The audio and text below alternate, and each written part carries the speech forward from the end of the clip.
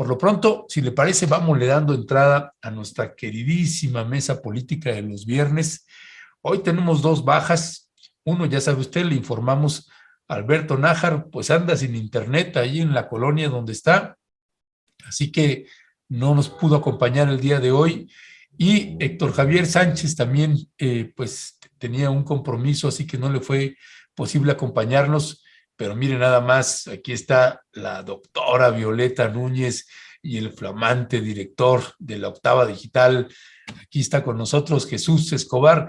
Buenos días, Violeta. Buenos días, Jesús. Hola, muy buenos días, Ernesto y Jesús. Y bueno, pues saludos a las dos bajas. Hola, pues ya dile a Alberto que pague el internet, hermano, o sea. Pues sí, ya le dijimos, oye. Funciona de la siguiente manera, mira, tú rentas un servicio, vas, lo pagas mensualmente y ya puedes acceder a él. Es más fácil que andarte colgando del diablito y todo eso, va. Pues sí. Pues bueno, pues bienvenidos, mi querido Jesús, mi querida Violeta. Pues hay situaciones, pues 4 años ya, Jesús, Violeta, 4 años del triunfo del presidente Andrés Manuel López Obrador. Y pues como es ley, pues claro que hay luces y claro que hay sombras. Desde mi punto de vista, a pesar de pues la situación que se vive en el país en materia de violencia, a pesar del COVID y a pesar de muchas circunstancias ajenas a nosotros, que vienen de fuera, externas e internas también. Pues me parece que hay que hacer un balance aquí de lo bueno y lo malo que uno alcanza a percibir en la administración del presidente López Obrador. En esas circunstancias, Violeta, de lo que nos ha estado pasando y pensando también en que nos tocó una pandemia y le tocó a la administración de López Obrador una pandemia que vino a trastocar pues todo un proyecto político, todo un proyecto de nación que tenían ahí preparado. Y bueno, hay 4 ejes que vamos a abordar si nos da y nos alcanza el tiempo y la vida. Y pues uno de esos, mi querida Violeta, tiene que ver con pues la economía y las finanzas, el manejo de la economía y las finanzas durante la administración del presidente López Obrador. ¿Cuál es, desde tu punto de vista, pues luces y sombras que alcanzas tú a observar? Sí, Ernesto, gracias, muchas gracias. Creo que me parece importante recordar que hoy, bueno, pues va a ser la inauguración de la refinería. Cumplimos también el día de mañana 4 años del triunfo de, pues, la llegada de López Obrador a la presidencia. También hoy vamos a vivir el informe trimestral, creo que es el 14º informe, algo así, que se presenta durante esta administración. Y bueno, y también los 3 años de la Guardia Nacional. Es decir, son varios eventos que hoy se estarán, o estos días se estarán celebrando.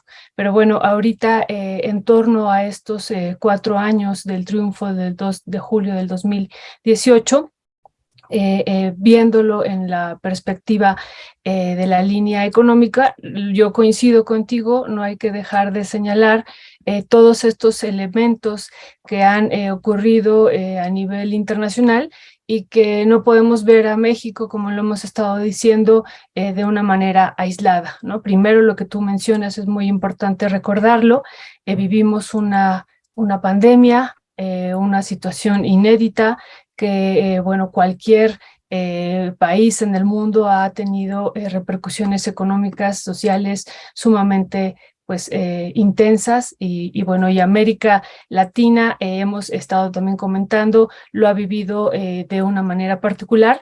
Hemos visto como la CEPAL ha mencionado que no solamente retrocedimos unos cuantos años, sino retrocedimos 2 décadas en términos económicos en conjunto en América Latina. Antes pues era muy sonado la década perdida, ¿no? Esto en los años 80 de no crecimiento, pero bueno, aquí estamos hablando de 2 décadas perdidas en tan solo 3 años. Eso es una situación que no debemos de dejar de mirar y que cuando analicemos el caso de México, pues tenemos que tenerlo muy, muy presente. También lo que mencionabas, otros conflictos que ha habido, lo de Rusia-Ucrania, que también esto me parece importantísimo y que está afectando, lo hemos comentado, la economía estadounidense y la economía a nivel mundial. Está habiendo una alza de precios importante en todos los países en el mundo, este proceso inflacionario, y bueno, pues también el incremento de las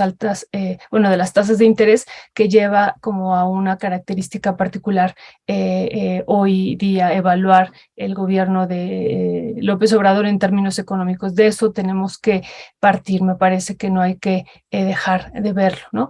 Ahora, ya entrando a lo que han sido estos 4 años, me parece que podemos revisar algunos de los elementos que se establecieron no solamente en campaña, sino de los compromisos que se hicieron una vez que ya llegó el presidente a la presidencia, estos famosos 100 compromisos que él firmó y que hemos visto también cada año que ha venido diciendo estos ya se cumplieron, estos faltan. Y bueno, ya desde el año pasado veíamos que prácticamente la totalidad de ellos solamente quedaban desde la perspectiva del presidente 2 compromisos pendientes por cumplir, y bueno, prácticamente desde su perspectiva se han cumplido casi todos, ¿no? Pero bueno, en uno de estos compromisos me parece a mí que no tiene que ver con los pueblos, o que no tiene que ver con la parte, aparentemente con la parte económica, pero hay que señalarlo, que es muy, muy importante porque el primer compromiso era de darle un lugar especial a los pueblos indígenas de México, ¿no? Y él señalaba que todos los programas del gobierno tendrían como población preferente a los pueblos indígenas de las diversas culturas del país. Así se estableció como primer compromiso, y después podremos discutir en el sentido de incluso de los avances, ¿no?, que ha habido mucho en esta materia, desde la evaluación del gobierno federal. 9 de cada 10 hogares indígenas cuentan con algún apoyo de los programas sociales. Esta es un dato, claro, también tenemos que ver lo que está ocurriendo en algunos territorios, me parece muy importante, y el pendiente que lo hemos estado mencionando de la aprobación de la reforma en materia indígena, ¿no? Esta reforma constitucional de 15 artículos que, bueno, desde la visión también del INPI, es un acto elemental de justicia que se tendría que cumplir con los pueblos indígenas. Pero bueno, esto lo señalo porque uno de los puntos también prioritarios de los 100 compromisos es esto que se ha señalado mucho de por el bien de todo primero los pobres, de todos primero los pobres, y también aquí en este sentido tenemos otra vez a partir de los datos de la Secretaría de Hacienda y Crédito Público, pues resultados me parece a mí muy, muy interesantes, ¿no?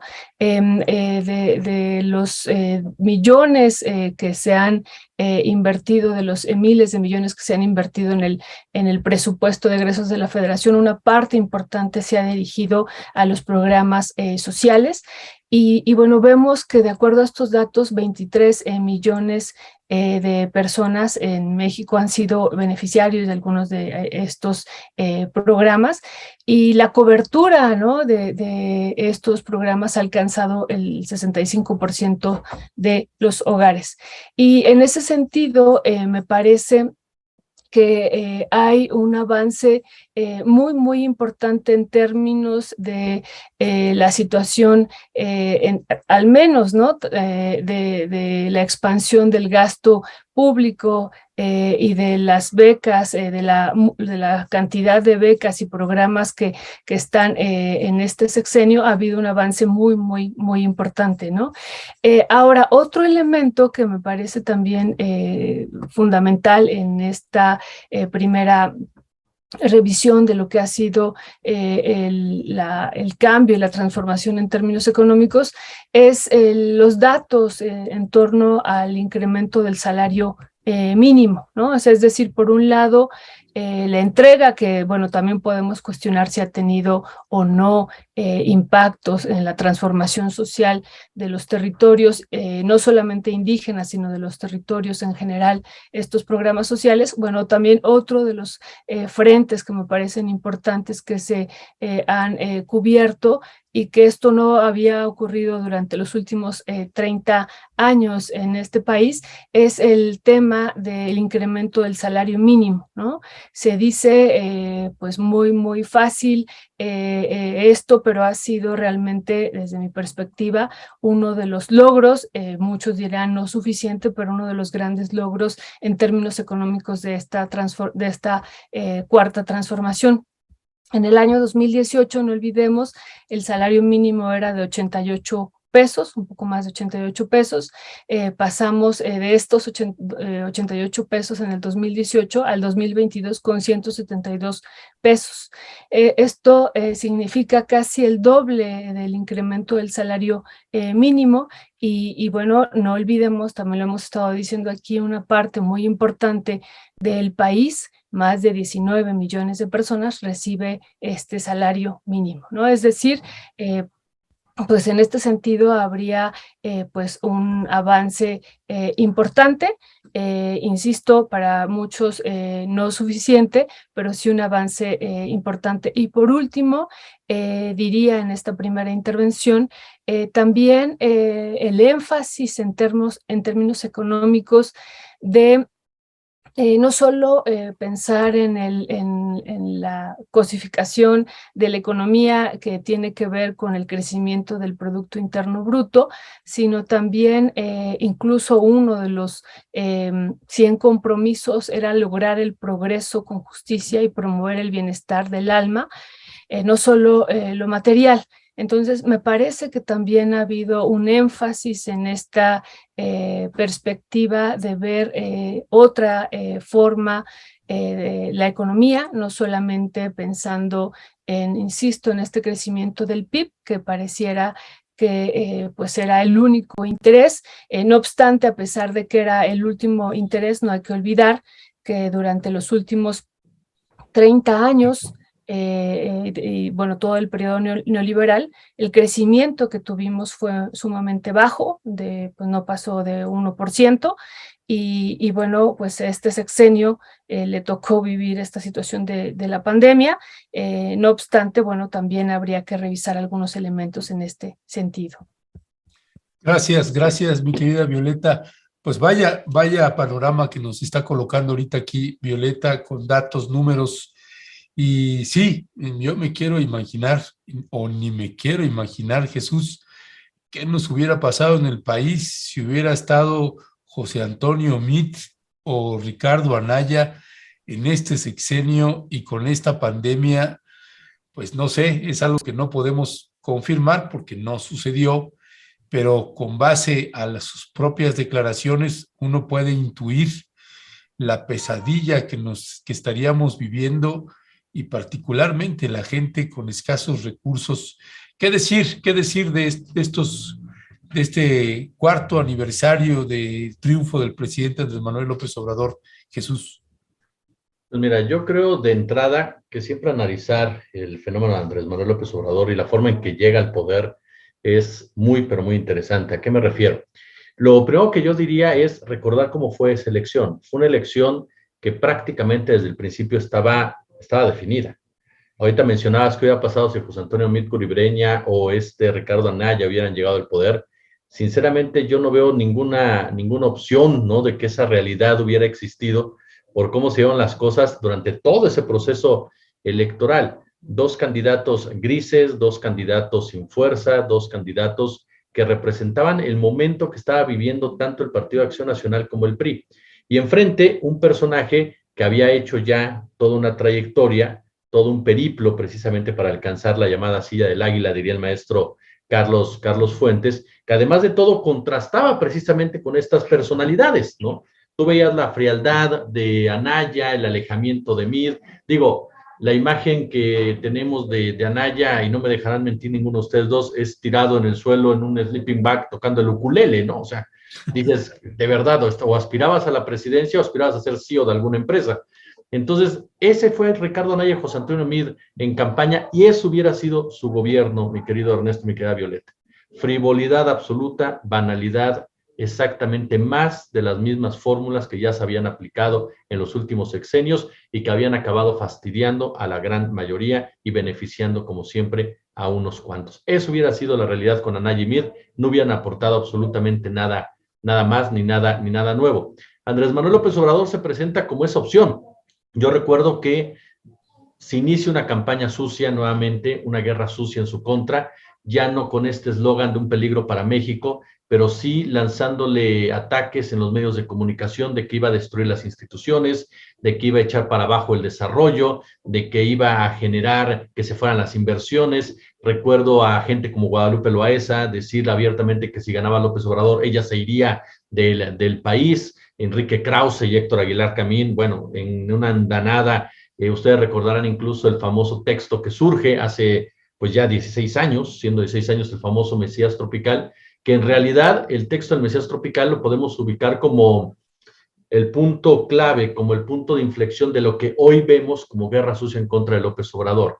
Ese constante ataque basado sobre todo en mentiras o en exageraciones hacia un personaje que no forma parte de un establishment político, económico, y que a final de cuentas llega a la presidencia de la República. Andrés Manuel López Obrador, faltando 2 meses para que se lleven a cabo las elecciones, tenía ya una ventaja que era insuperable.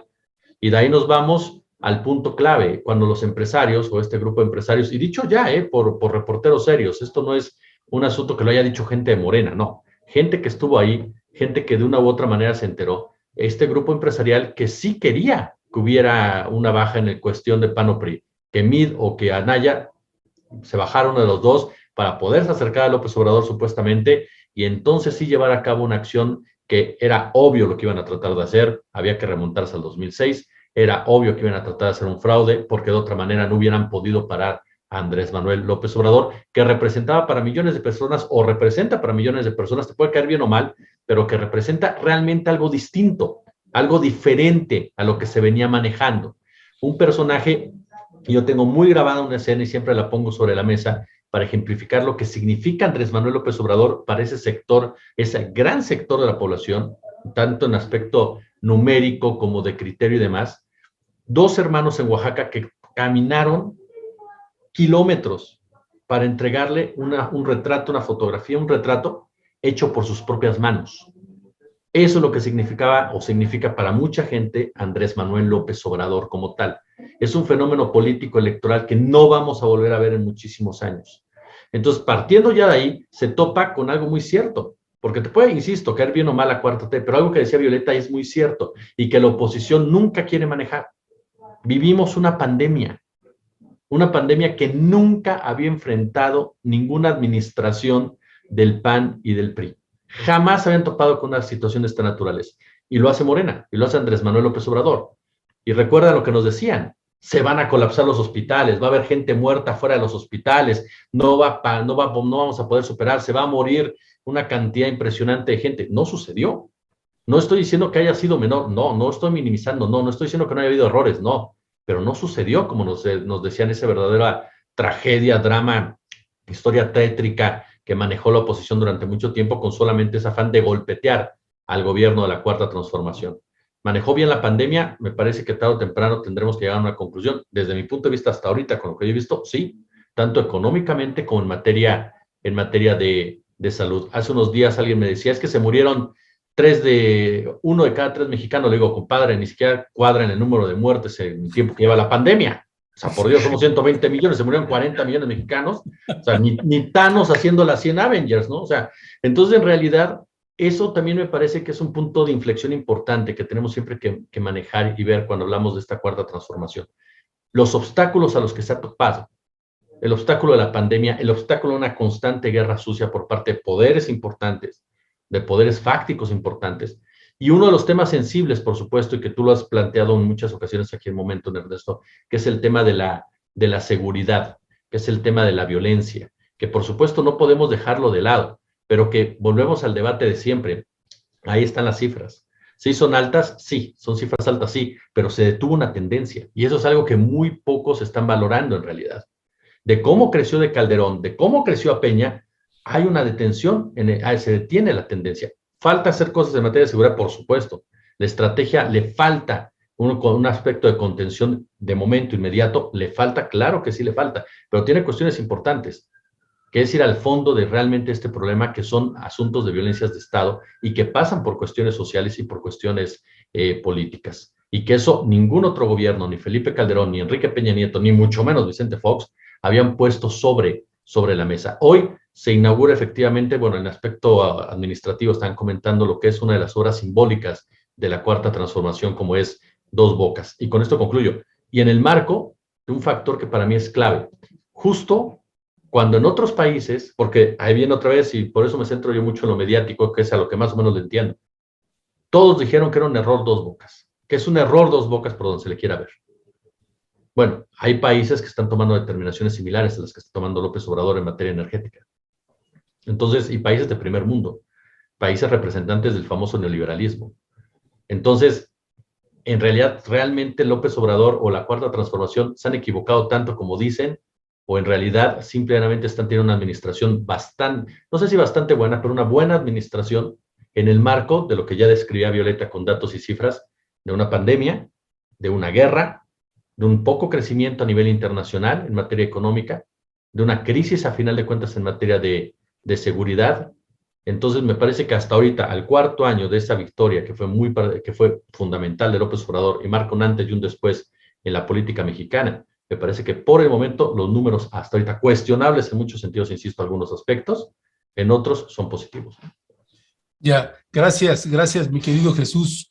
Violeta, hay decisiones fundamentales y estructurales que tomó el presidente López Obrador ahora que estábamos en la pandemia con respecto de no endeudar más al país. Desde tu valoración, esa fue una buena decisión, pues visto ya 2 años y medio después, casi 3 ya de que llegó la pandemia al planeta entero y a México. Esa decisión, ¿cómo entenderla? Tú además que eres economista. Y la otra que tiene que ver con las cuestiones en materia de seguridad. Déjame, como ahorita hizo Jesús, vincularlos también un poquito, porque está estrechamente ligado el tema de el presupuesto del presidente y a dónde lo está canalizando. Tú has hecho unas gráficas, unas tablas y unos artículos hablando precisamente pues de la administración, el presupuesto de ingresos y de egresos que ha presentado el presidente López Obrador en los distintos años que lleva. Y ahora, pues finalmente dentro de una pandemia, pues se terminó el aeropuerto y ahorita entra ya la primera fase de Dos Bocas y sigue avanzando con lo del Tren Maya y sigue inyectando, generando pues estos empleos de los que tanto habla el presidente Andrés Manuel López Obrador. Se sabe que también está el subempleo, que ahí pues se habla poco sobre esas cifras, esos datos. Pero eso tiene que ver también con la asignación de recursos que hay, por ejemplo, para una institución como la Guardia Nacional, a propósito de ahorita de lo que acaba de declarar. Así que colocándote esas piezas, ¿cuál es tu valoración de lo que consideras las decisiones más importantes del presidente López Obrador en materia económica y en materia de seguridad? Sí, bueno, lo primero que hay que comentar en esto que decía Jesús, que concuerdo en todo con lo que él comentaba, es cómo llega y el contexto también que se vive en ese momento. Y no olvidemos algo que también decíamos hace 8 días, una de las primeras cuestiones que declara es el fin del neoliberalismo, ¿no? Eso fue algo que también va a marcar esta llegada de López Obrador, una confrontación pues con este régimen neoliberal, y que eso fue también muy, muy importante y que no hay que dejar de observarlo.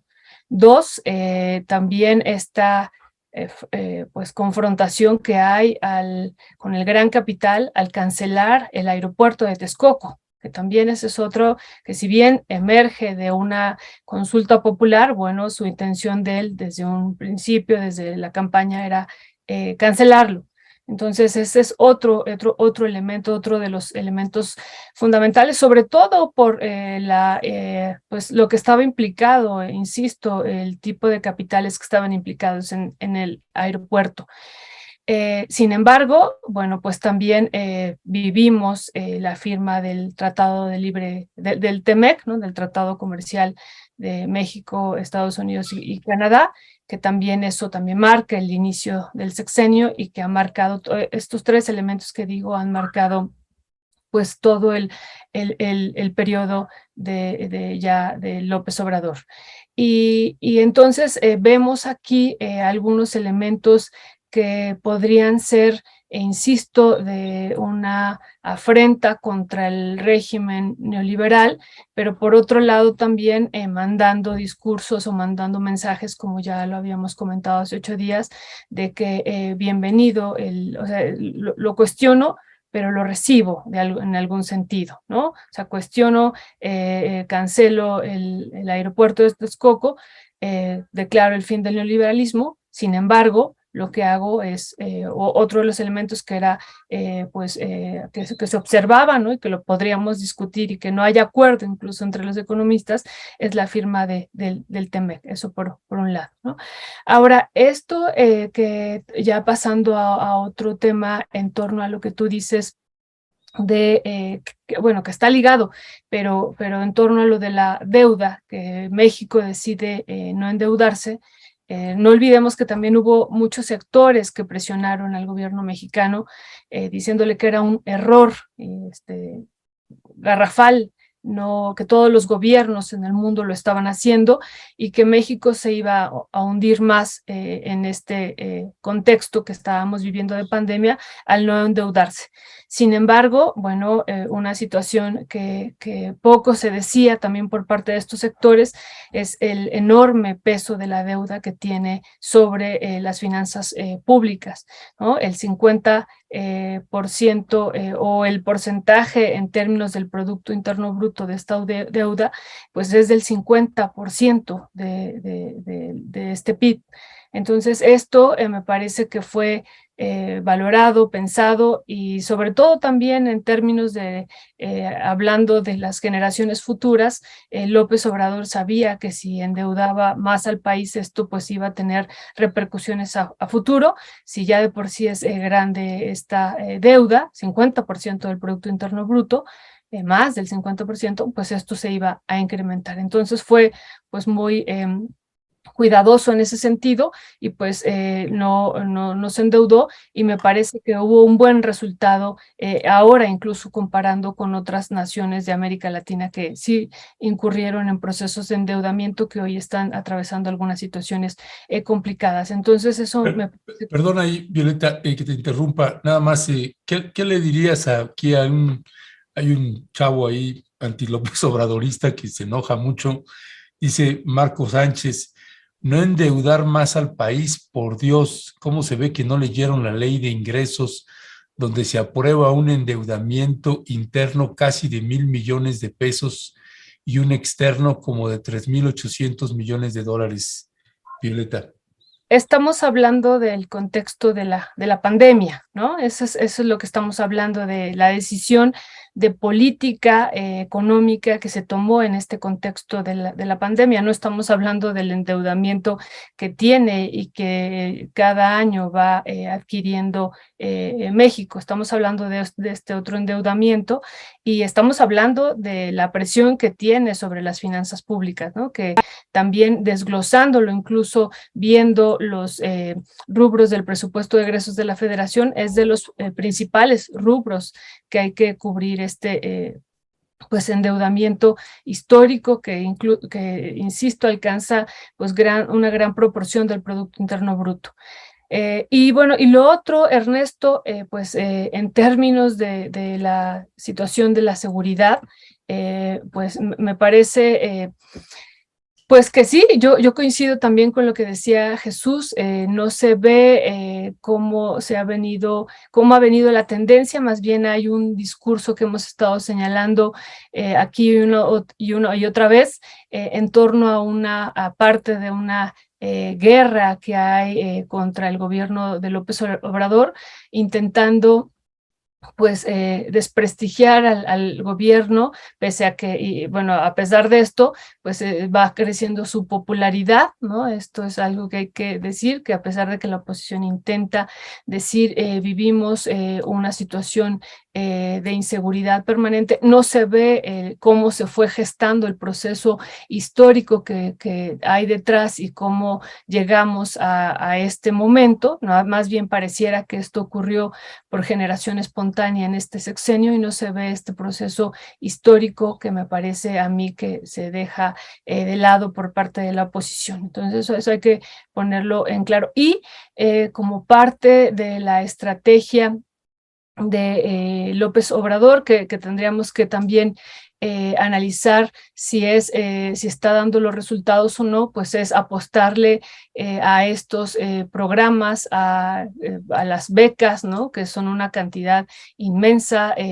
Insistimos que se ha estado incrementado el presupuesto en torno a estos rubros.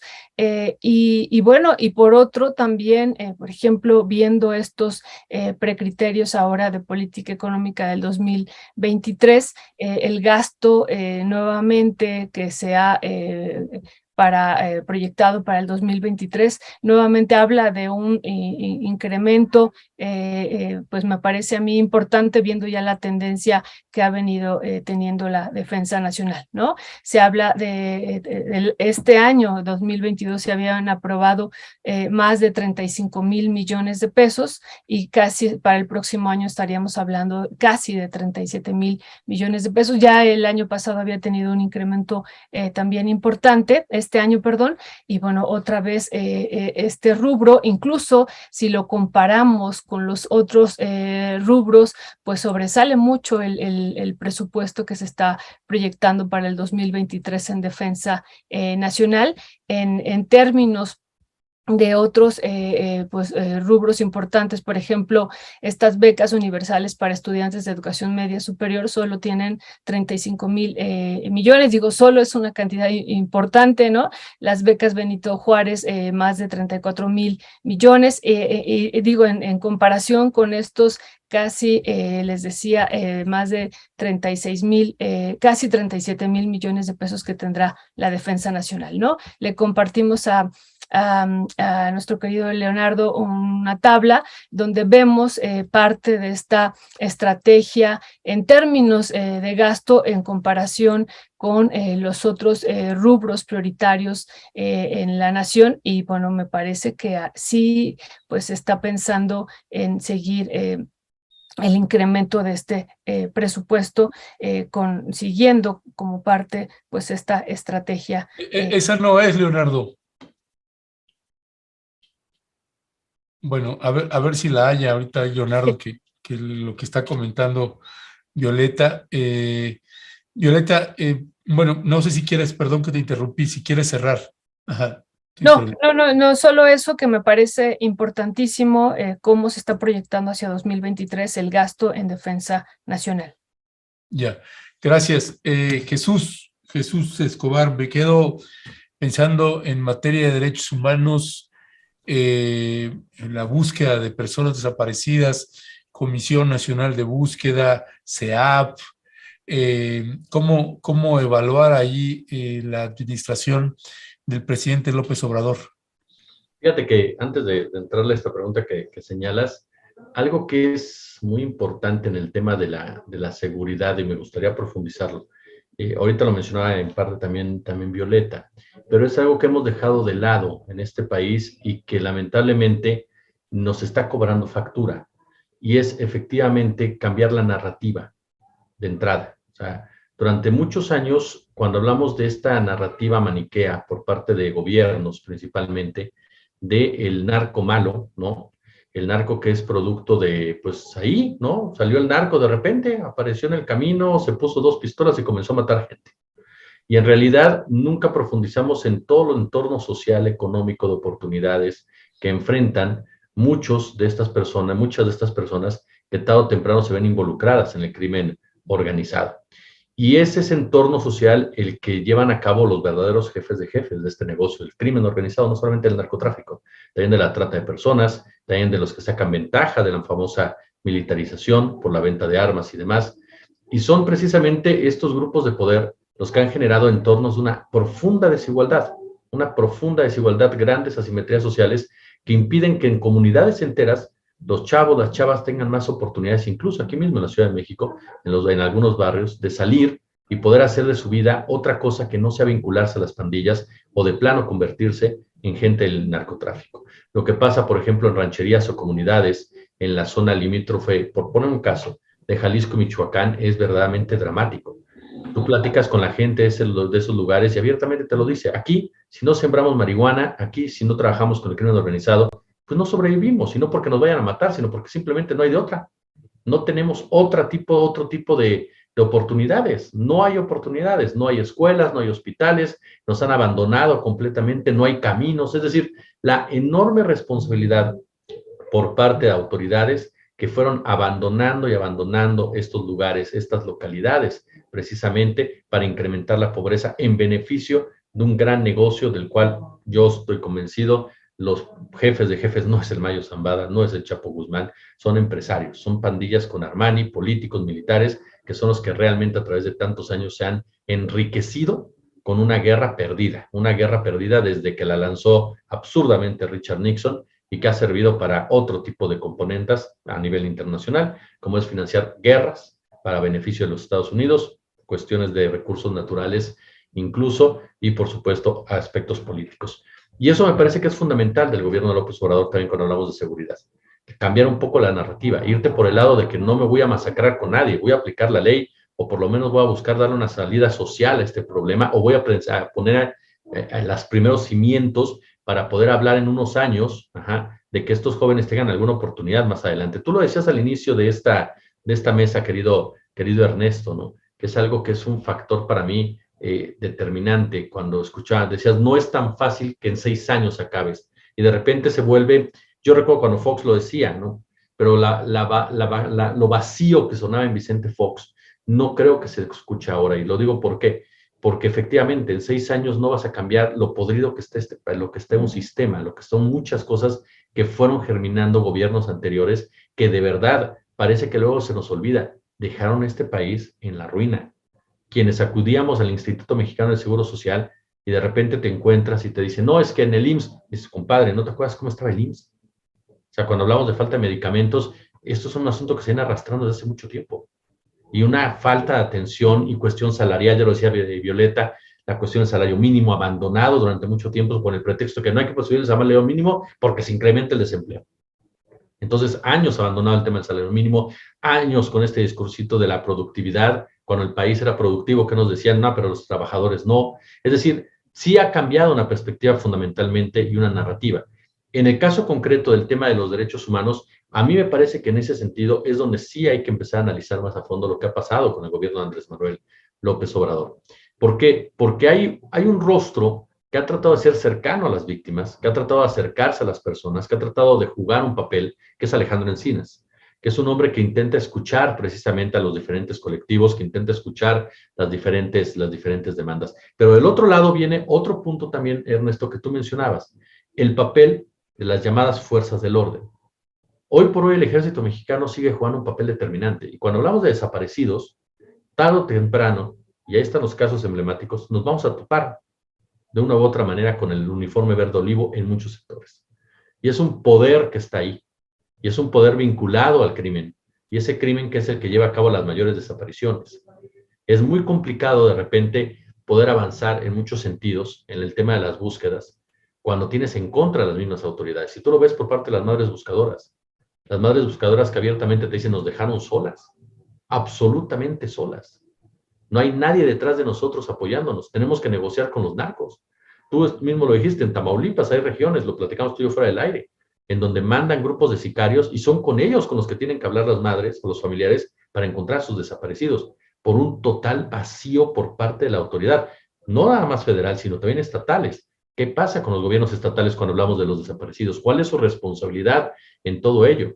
Me recuerdo que en el caso de Javier Duarte en Veracruz, su jefe policíaco, Arturo Bermúdez, era responsable de una decena importante, si no es que cientos de desapariciones con sus policías. ¿Y cuándo se le juzgó por ese lado o se le investigó por ese lado? Entonces, ¿cuál es esa responsabilidad de los gobiernos también estatales? ¿Qué ha faltado? Yo creo que no es que haya faltado, van 3 años de este gobierno. Y para avanzar en un tema como la desaparición forzada en este país, me parece que nos va a llevar mucho, pero mucho tiempo. Yo lo comparo con lo que pasó en Sudamérica durante las dictaduras. La cantidad de gente que fue desaparecida y apenas están logrando una especie de reconciliación y de justicia transicional que les permita llegar realmente a una pacificación de fondo de esos países. Pero son demasiadas muertes, demasiado daño, demasiada violencia y lamentablemente un olvido total por parte de las autoridades correspondientes. Así recibió este país el gobierno de López Obrador. Ha avanzado en aspectos fundamentales, en algunos sí, en otros se ha quedado de ver cuando hablamos de derechos humanos, sí. El tema migratorio, te lo he dicho, para mí se equivoca López Obrador al aplicar la política migratoria que lleva a cabo en la frontera sur, respondiendo más a los intereses de los Estados Unidos que a los que realmente tiene que privar para México. Me parece que esto está fuera de discusión. Hay funcionarios como Garduño que para mí no cumple el parámetro para estar en un lugar como el Instituto Nacional de Migración. Hay funcionarios como Alejandro Gertz Manero que no lo veo realmente aplicando la justicia, o buscando participar más activamente en un cambio de fondo para aplicar la ley. Hay gente que está involucrada, por ejemplo, en el tema de la desaparición forzada, autoridades militares, civiles, que tampoco les veo realmente el interés mínimo de buscarlo, pero hay otros que sí. Entonces, es esa situación a la que se topa la cuarta transformación, esa cuestión de grises que están ahí y que es parte, tristemente, de llegar a un país con tantos problemas, con tantos dramas, con tantas tragedias encima y el tiempo que llevas gobernando y lo que te vas a seguir hacia adelante. Coincido plenamente con lo que dijiste al principio. No son 6 años. Si queremos empezar a ver resultados de un cambio real, fundamental es lo que va a pasar en el próximo sexenio, quién llegue y cuál sea la política que le dé seguimiento a lo que se está haciendo en la actualidad. Gracias, gracias, mi querido Jesús. Pues como siempre, ya saben ustedes, Violeta, Jesús, esta mesa siempre es muy, muy celebrada. Hay muchos comentarios celebrando por los comentarios tuyos, Violeta, los comentarios tuyos, Jesús, y casi estamos entrando en la recta final. Yo me gustaría, Violeta, que pudiéramos platicar también acerca de las reformas constitucionales y reformas a leyes secundarias que se han hecho en esta administración. Me parece que es un tema importantísimo y fundamental también que la ciudadanía pues tenga claro estas reformas que se han llevado a cabo y la dimensión, la importancia que tienen pues para México, no solamente para esta administración, sino también para las que siguen. Sí, bueno, porque ya no nos va a alcanzar el tiempo, también me parece que hay que poner en el centro como tú dices, los avances, pero también los pendientes.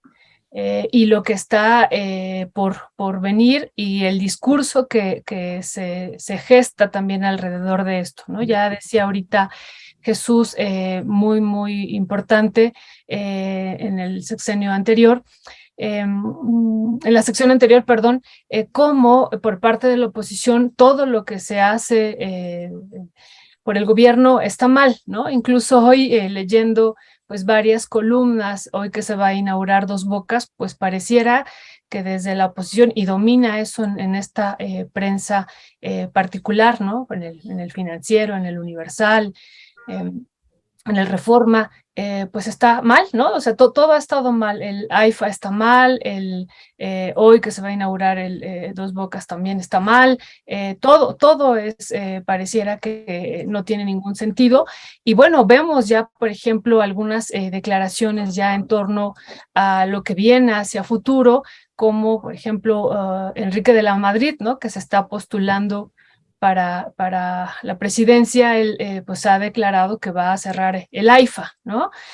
Si él llegara a quedar, o por ejemplo hoy también leyendo algunas columnas, pues que también esto de Dos Bocas pues no tiene sentido y que bueno, pues se pensaría pues cancelarlo hacia futuro, y también el Tren Maya, ¿no? Entonces eso me parece que a pesar de que algunos de estos pudieran tener algunos elementos muy positivos en torno, algunos de ellos a la generación de empleos y de una visión de país hacia futuro importante, de cambio, bueno, pues nada de esto es valorado, nada, ¿no? Y bueno, eso me parece como importante señalarlo. Y lo otro, los pendientes que hay, ¿no? Los pendientes que todavía hay en esta administración. Uno de ellos, ya escuchábamos en días, creo que fue ayer, lo de los 43 estudiantes desaparecidos de Ayotzinapa, está todavía pues dar respuesta a los padres de qué pasó, dónde están, las implicaciones del ejército, que me parece que ese es un tema delicado en esto también por parte del presidente, y está ese pendiente, esa herida todavía está ahí. Esa es una de las grandes pues líneas que me parece que todavía se tendrán que seguir de manera muy intensa. Otro, pues lo de pasta de conchos, uno diría pues es un tema relacionado con la minería, pero un compromiso muy importante también de rescatar a los mineros que quedaron ahí sepultados en esta mina de Grupo México, que explotó esta mina de carbón, y que bueno, quedaron ahí sepultados los mineros, y que fue otro de los compromisos. No se ha podido por las cuestiones técnicas, por lo que implicaría en términos presupuestales avanzar, pero se ha avanzado, ¿no? Se está avanzando en ese sentido, pero queda ese pendiente todavía. Lo de los pueblos originarios que decíamos en un principio, esta reforma, si bien decíamos es el primer compromiso que hizo López Obrador de pues atender a los pueblos indígenas, ¿no? Darles prioridad.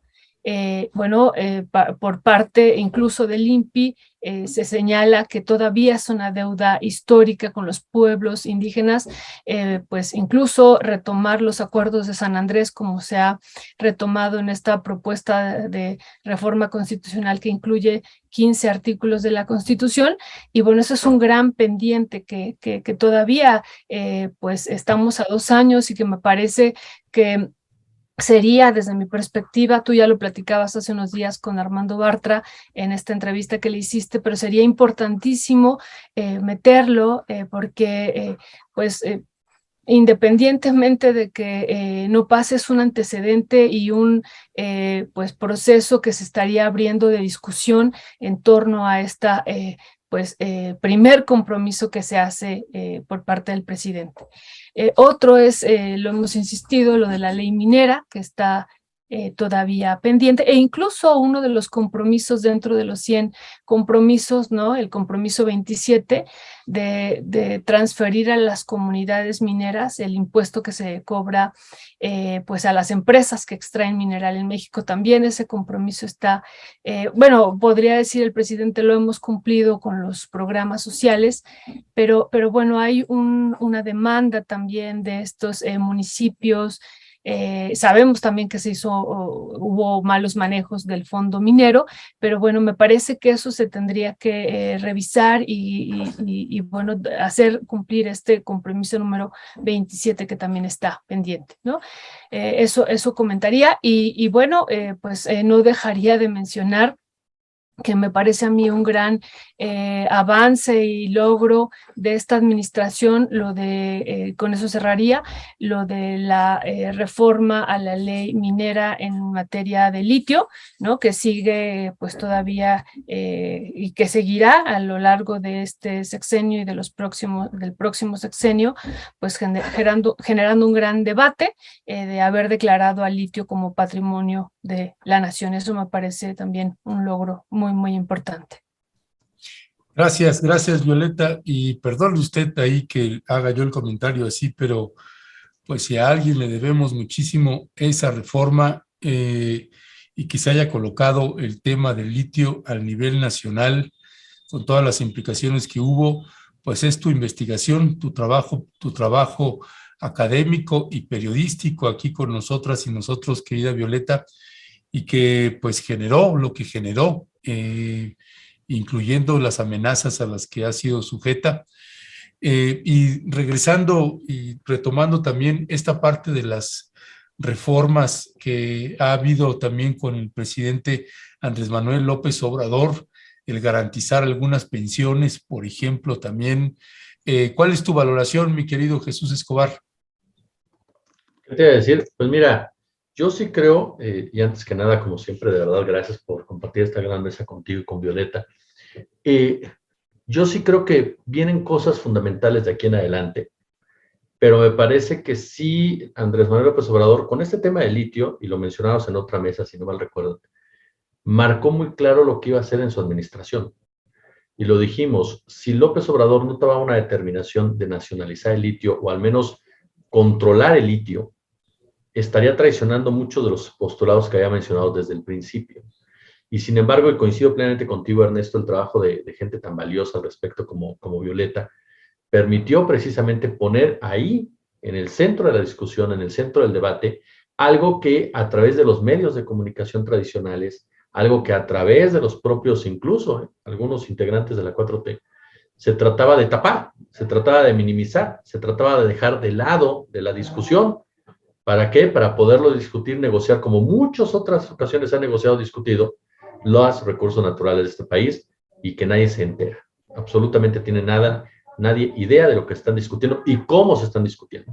El hecho de llevarlo, lo que hizo Rompeviento, lo que hicieron ustedes, lo que hizo Violeta, al espectro mediático, al espectro público, generó una discusión al respecto. Generó diferentes voces, generó una demanda social, que eso es fundamental. ¿Cuál? Que el litio es de aquí y que lo tiene que controlar el Estado. De ahí podemos partir al tema de la regularización, de la participación privada, bla, bla, bla, bla. Pero el litio tiene que ser parte del país. No puede irse por otro lado, no puede convertirse solamente en negocio de unos cuantos, como ha sucedido con otros minerales, como ha sucedido con otros recursos naturales. Entonces, para mí me parece que este es un factor clave y un punto clave en la administración de Andrés Manuel López Obrador. El tema del litio como tal. ¿Falta una reforma hacendaria? Sí. Difícil que salga con la confrontación que hay con la oposición, definitivamente. Me parece uno de los grandes pendientes. ¿Para qué? Para empezar a generar incluso una hacienda más sana. Pero ojo, eso no quiere decir que Raquel Buenrostro no está haciendo su chamba, ¿eh? Porque vaya que persigue, vaya que mete en orden a varios empresarios que ya ni siquiera, me decía alguien por ahí en contacto, que algunos ya no quieren contestar el teléfono, ¿no? Por ejemplo, ¿no? O sea, porque saben que anda detrás y detrás. Ayer se armó todo un debate verdaderamente, y aquí en la octava incluso lo platicamos hasta con mi jefe, ¿no? ¿Qué tanto tenías que subirte o no subirte a él? El caso de Carlos Alarraqui, de Andrés Manuel López Obrador y demás. Y uno de los puntos que discutimos de cómo también van a estar cayendo constantemente en insultos, y en la malinterpretación, perdóname, de lo que diga el presidente. Hoy lo vemos en Reforma. Reforma publica que López Obrador ataca a Alarraqui por su origen judío, lo cual es mentira. Pero comienzas entonces a generar esas campañas ya de ubicar a Andrés Manuel López Obrador como un personaje que polariza, como un personaje que odia. Sí. Perdón ahí. Oye, si estamos transmitiendo bien, de pronto vi la imagen colgada, Leonardo, ¿me puedes confirmar?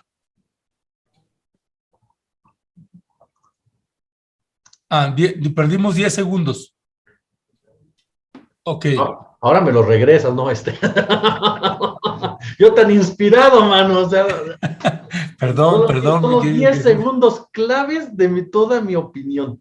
No, pues, ok. Pero Jesús, tú siempre estás muy inspirado. Siempre. No, Violeta, pero ahorita esos 10 segundos marcaron. Rewinder, 10 segundos, adelante. Ya no me acuerdo qué está diciendo hace 10 segundos, pero lo que voy es que viene ese manejo también de la información que es pintada a López Obrador con mayor intensidad como un personaje dictatorial, como un personaje polarizante, como un personaje que no escucha, como un personaje que ataca, como un personaje que persigue.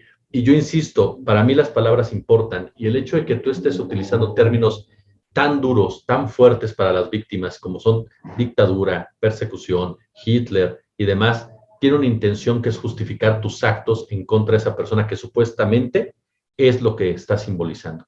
Entonces sí me parece que vienen 3 años también muy fuertes de este tipo de golpeteo, de mucho dinero que va a empezar a correr por todos lados para minar una popularidad que saben perfectamente que no está cayendo y que va a tener una influencia directa en las elecciones del 2023 y del 2024, cuando se les olvida, y con esto concluyo, a estas personas que la polarización social de este país es por una cuestión, lo acabo de mencionar, social, de las asimetrías y las desigualdades que hay, no por un personaje en la política. Es porque hay gente muy pobre que no tiene nada que comer en este momento, que no sabe si va a comer al rato, así de sencillo, y hay gente con mucho dinero que puede desperdiciar cantidades de comida de manera grosera. Entonces, ese es por lo que este país está polarizado. Gracias, gracias, mi querido Jesús. Pues ya se nos acabó el tiempo, pero yo te pido ahí, Cristian, que les avises nada más que nos den 5 minutitos más para cerrar la mesa, porque me quedo con esto que señaló ahorita Jesús Escobar también sobre que están, por ejemplo, en términos de editoriales, pues si dialoga con el dueño o con algunos de sus compañeros y compañeras sobre le damos espacio, no le damos espacio a la Raki y estas cosas que luego a veces no sabes qué es peor, si leerlo o verlo, ¿no?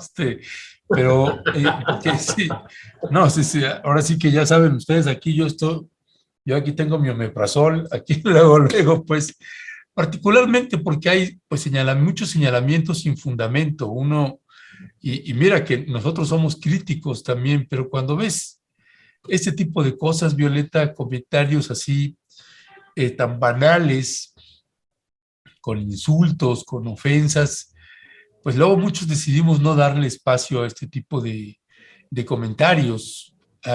Ayer me entrevistaba Jesús ahí en la octava a propósito de las declaraciones de Alito.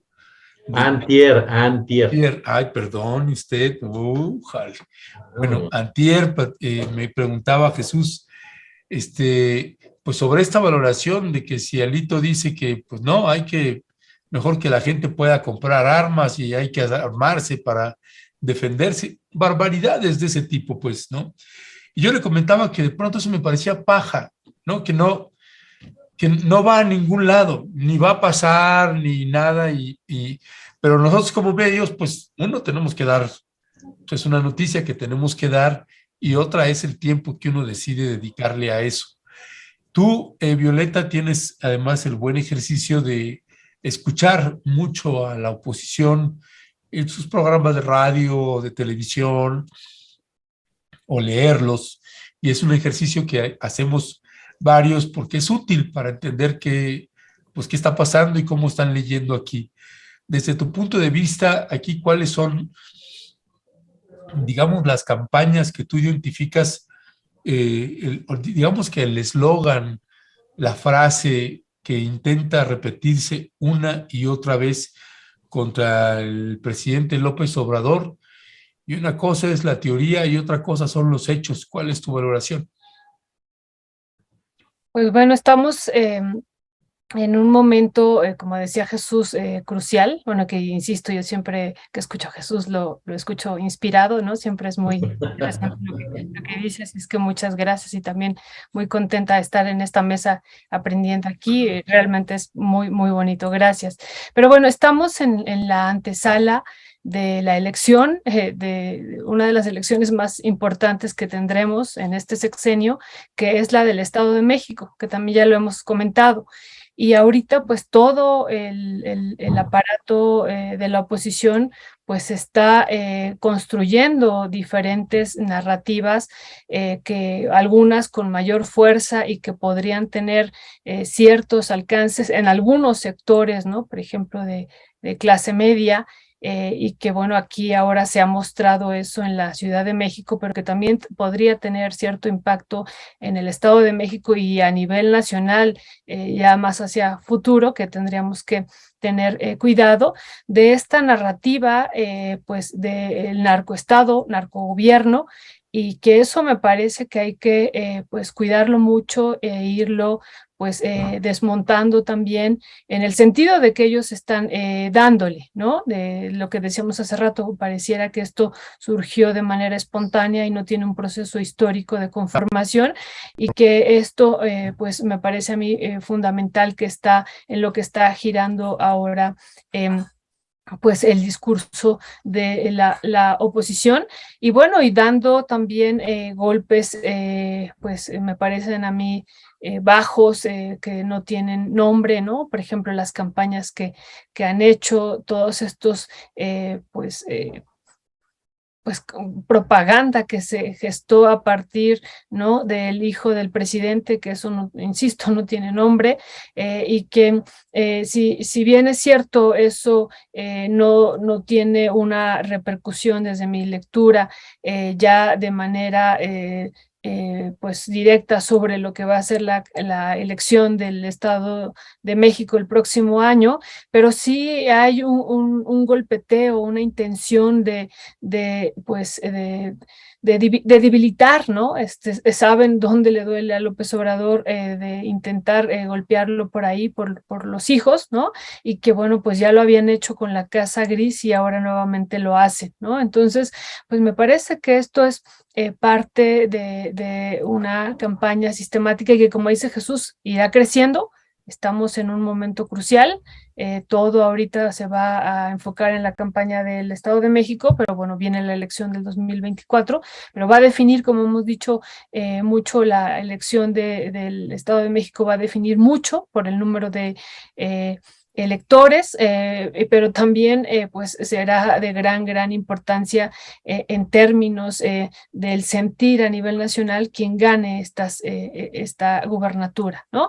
Y bueno, es una pena, como lo hemos dicho, que no estamos discutiendo proyectos de nación con la oposición, sino más bien ellos lo único que quieren es quitar pues a López Obrador, que no siga el proyecto, y pues esta pareciera que es la idea y la apuesta, sin tener de fondo pues una discusión de ideas, de ideologías, ¿no? No la hay, de principios, más bien es quitar a toda costa pues a López Obrador y lo que viene en el futuro, ¿no? Ya, gracias, mi querida Violeta. Pues está pasando aquí mero enfrente las licuadoras y los colchones. El Jesús ropavejero. Escobar, ¿con qué cierras, Jesús?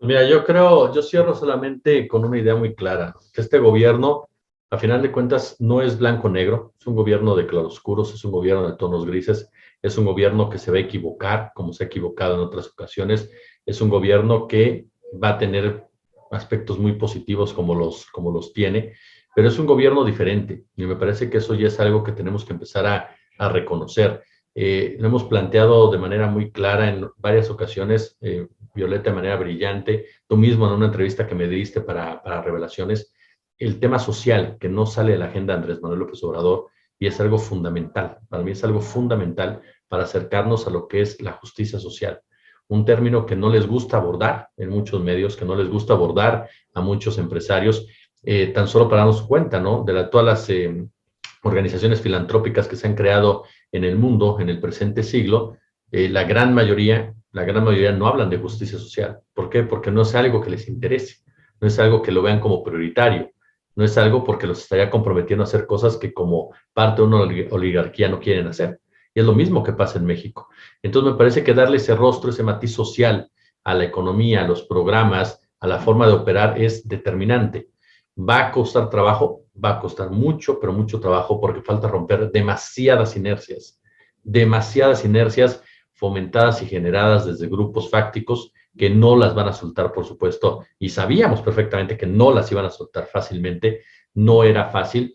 López Obrador ganó, sí, con 30 millones de votos, pero no alcanzó para romper los amarres. la derecha, sobre todo la ultraderecha, porque con la derecha todavía puedes, desde mi óptica, puedes llegar a acuerdos o puedes conversar, pero la ultraderecha sigue ahí y sigue enquistada en el poder y tiene medios de comunicación y tiene minas y tiene teléfonos y tiene empresa y tiene dinero y sigue ahí. No alcanzó para romper todo eso y va a seguir operando. No les gusta que alguien que no es de los suyos esté precisamente en la silla del águila. No les agrada. Por más que Andrés Manuel López Obrador haya creado este Consejo de Administración con los hombres más fuertes de este país y que de una u otra manera fueron también determinantes en el cambio de poder con Enrique Peña Nieto, no le gusta a otro sector del empresariado.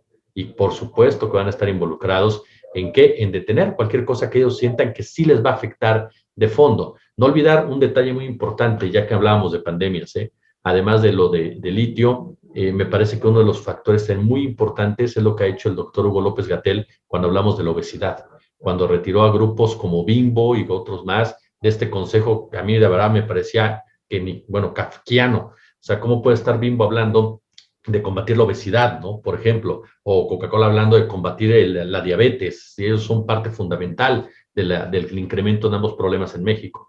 Entonces, me parece que eso es algo también que vale la pena que empecemos a darnos cuenta y que de ahí vienen muchos de los ataques y de ahí vienen muchas de las campañas en contra, que sí se han tocado intereses que eran intocados, así de simple, que no se podía ni siquiera pensar en moverles una coma o quitarles una coma, y sí se lo han hecho. Se han equivocado en otras cosas, Andrés Manuel, yo se los he dicho, para mí el manejo que ha tenido con el movimiento feminista ha sido un error en toda la extensión de la palabra, pero me parece que en otros aspectos lo está haciendo bien, y me parece que son 3 años más los que le faltan a Andrés Manuel, bueno, 2 años ya, a Andrés Manuel López Obrador, para seguir siendo un gobierno que le va a faltar tiempo, me parece, a Andrés Manuel López Obrador, para poder hacer lo que había planeado de fondo, más allá de la lista como tal, de fondo, los cambios radicales de fondo que él quería aplicar. Lamentablemente me parece que como están las cosas en el poder legislativo de este país, no va a poder llegar hasta donde quería llegar en estos 6 años de administración, y sea Claudia Sheinbaum, sea Marcelo Ebrard, y algunos me dicen todavía que sea Dan Augusto, yo no lo creo, yo creo que tendrán una tarea muy complicada, que es darle seguimiento a algo en medio de muchos, pero muchos intereses que van a estar de verdad, efervescentes para que las cosas no funcionen y para que las asimetrías de este país no claudiquen. Te dejé sin palabras, yo lo sé, pero... Entonces, ¿quién va a ser el candidato o candidata? Yo creo, para mí, es Ebrard o Sheinbaum. Yo. Pues, Yo sé que me dicen que César Yáñez ahí con Adán Augusto lo pone en la carrera. Tú escuchaste un comentario que hice al respecto al aire, pero yo coincido en eso con Beto Nájar. Yo creo que Adán Augusto es más el hombre fuerte de López Obrador para poner orden en la contienda interna de Morena, más que el candidato como tal. Jesús Escobar, Violeta Núñez, como siempre, un escandaloso placer. Les mandamos un fuerte y fraterno abrazo y seguimos al habla.